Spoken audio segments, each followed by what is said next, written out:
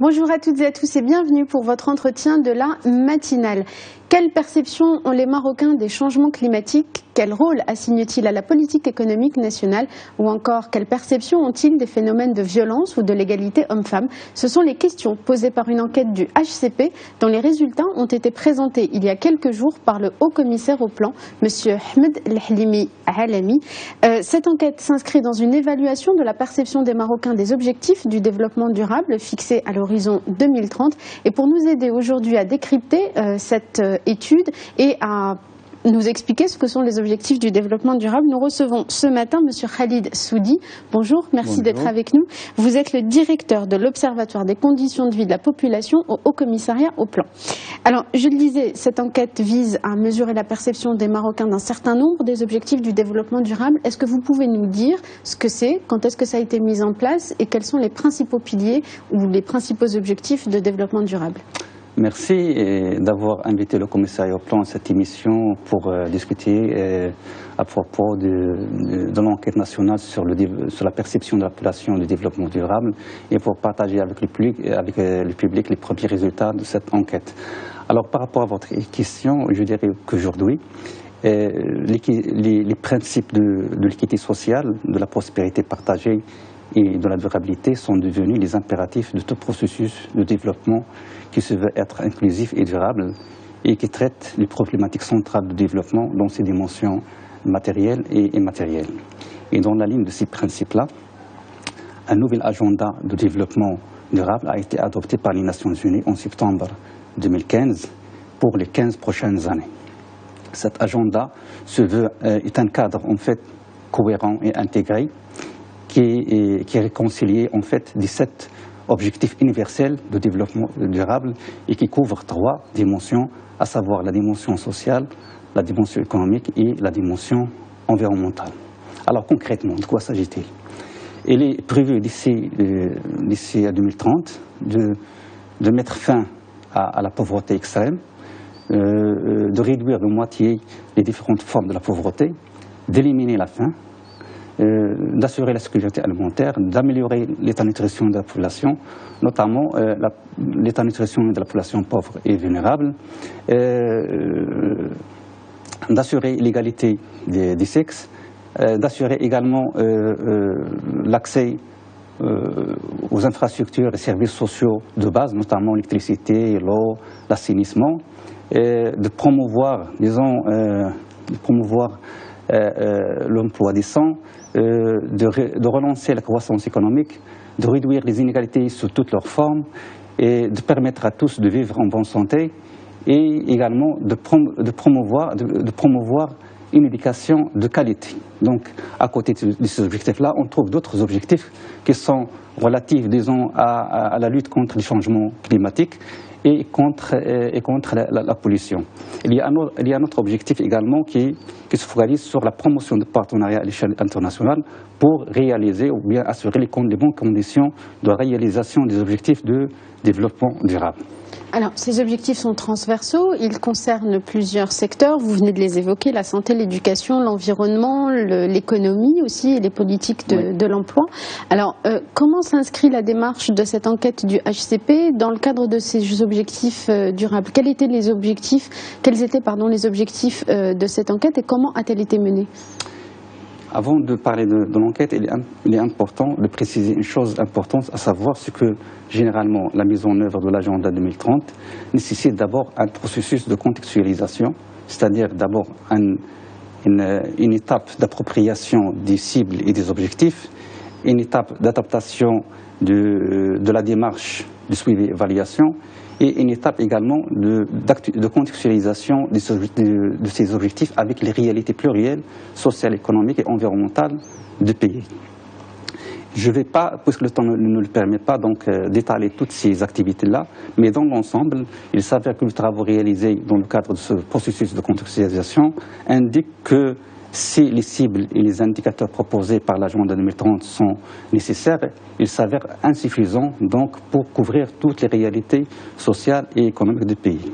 Et donc, à cet égard-là, le Haut Commissariat au plan s'est engagé à réaliser une enquête nationale sur la perception du développement durable, disons, qui est destinée donc à se prononcer sur la consistance de ces problématiques de développement d'après la perception de la population. Donc, si je comprends bien, cette enquête vise à évaluer le contexte dans lequel doivent être réalisés ces objectifs. Non, par rapport en quelque sorte, oui. Mais le plus important, c'est que les objectifs assignés à cette enquête sont d'abord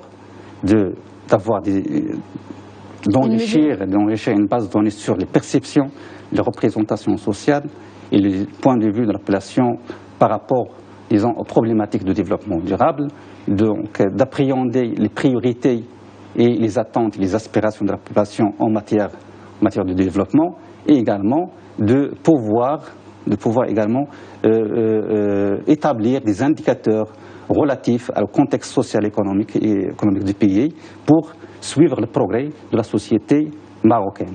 Voilà donc pour faire l'évaluation.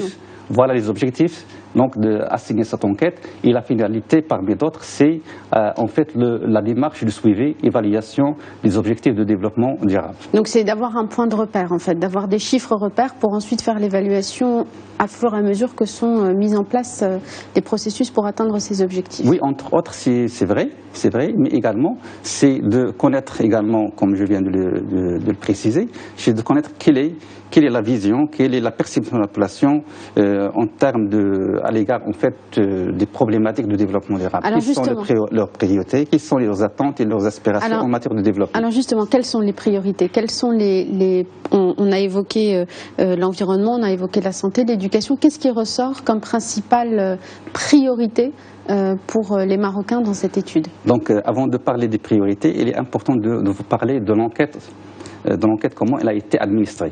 Alors, disons, l'enquête est structurée autour de 8 thématiques, à savoir des thématiques qui touchent les principaux objectifs de développement durable, à savoir la pauvreté, les inégalités, la santé, l'éducation, l'emploi, l'égalité des sexes, l'environnement et la question de société pacifique, ainsi que les priorités en matière de développement durable.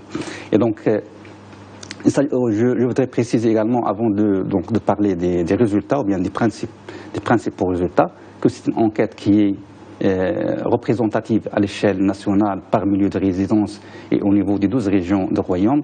C'est une enquête qui a touché 14 560 ménages, dont 9 860 milieux urbains, et qui est répartie à part égale entre hommes et femmes. Alors, par rapport, si on peut décliner les premiers résultats, puisque le temps ne le permet pas. Il nous reste 5 minutes, absolument. Ne le permet pas. Donc, je voudrais dire, par rapport, ou bien sur le plan des conditions de vie, je dirais que 44% de la population considère que la pauvreté extrême est une réalité dans leur environnement. Et 57% ont attribué la cause, notamment au chômage, à la précarité de l'emploi et aux inégalités sociales. Sur le plan de la santé, les reproches récurrents pointent essentiellement l'éloignement en milieu rural. L'éloignement des infrastructures de santé. Oui, l'éloignement par rapport aux infrastructures de santé. Il y a également, la population pointe du doigt la mauvaise qualité des services, le faible équipement des infrastructures sanitaires, la corruption également dans les établissements de santé.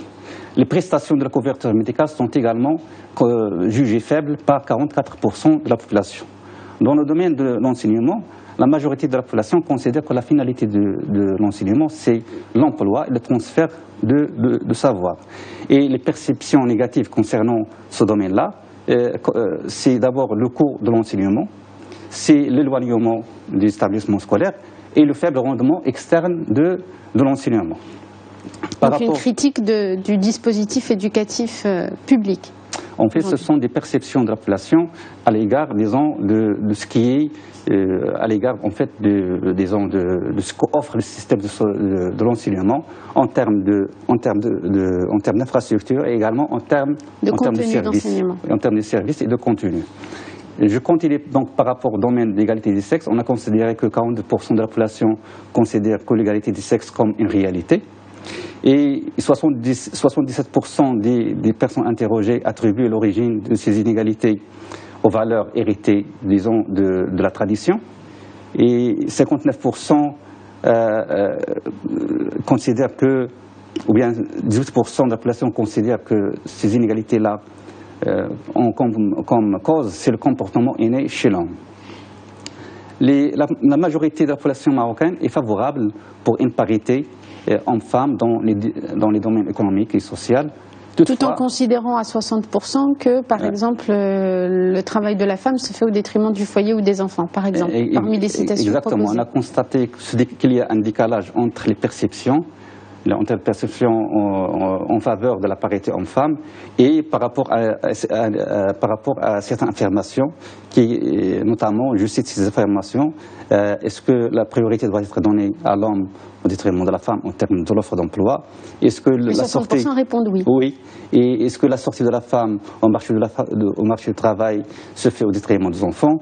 Est-ce que l'homme est plus responsable que la femme? On a constaté, devant une perception généralement favorable à la parité, que 60% de la population sont d'accord sur ces affirmations-là. Alors, il nous reste 2 petites minutes. Merci de nous avoir présenté ces chiffres qui sont assez probants. On n'a pas parlé de l'environnement. C'est 60% des Marocains qui se sentent, qui ont une perception des changements climatiques aujourd'hui. Oui, exactement. 60% des Marocains considèrent qu'il y a des changements climatiques et que ce changement concerne aussi bien la hausse des températures, le dérèglement des saisons et la récurrence des années de sécheresse. Donc, ce qui en fait effectivement un objectif durable important. Oui, c'est un objectif central des ODD et qui montre que la durabilité est devenue donc une valeur intrinsèque au développement. Alors ma dernière question, Monsieur Soudi, 80% des personnes interrogées pensent que les objectifs sont réalisables à l'échéance 2030, mais quelles sont parmi les conditions, quand on leur pose la question, quelles sont les conditions de réalisation de ces ODD? Qu'est-ce qu'il faut changer pour les réaliser? Qu'est-ce qu'ils répondent? Qu'est-ce qui vient en tête? Alors par rapport, disons, comme globalement, on a constaté que par rapport aux conditions que propose la population pour atteindre les objectifs de développement et également pour améliorer l'efficience des politiques à réaliser ces objectifs-là.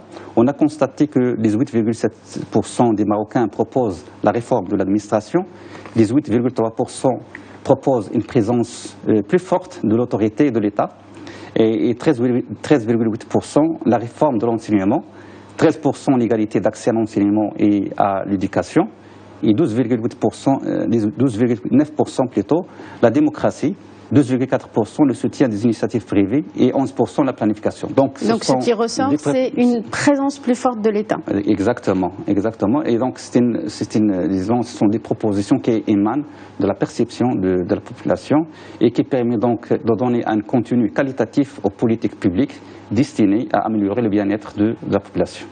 Merci beaucoup, Monsieur Soudi, pour tous ces éclairages. Je pense qu'on aura l'occasion de revenir sur ces évaluations progressives de ces ODD. Merci beaucoup, en tous les cas, pour votre éclairage.